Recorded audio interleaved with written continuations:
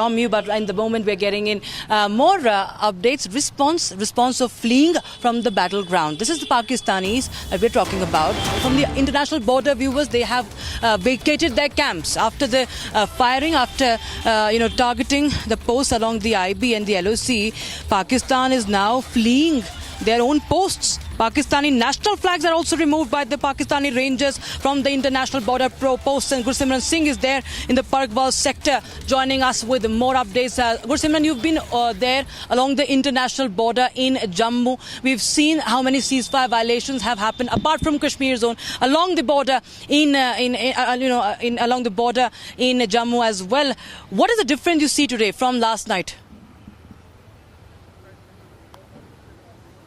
See, Rakshita, right now we are at the Indo-Pakistan border in the Parkwal, where the ceasefire violation was reported by the Pakistani side on the international border when they targeted the location of the Indian Army in the Parkwal sector that was on the Chenab River. Right now we are in the Parkwal, and here I'll request Sarjeevan to show you the visuals of these Pakistanis that have left one of the forward observation point vacant and also have removed the Pakistani flag. This has come, we spoke to the locals a couple of minutes back when we were live last time, and the locals said that after Pahalgam attack we have not seen any kind of a movement there, any kind of a movement of the Pakistani army or the Pakistani Rangers here, because what it seems that they're afraid of this systems of the Indian Army's retaliation, which they see coming at any given time. And also, apart from this, they have also removed the Pakistani national flag that used to be here, because they have completely vacated this place. It seems like Pakistan is now completely rattled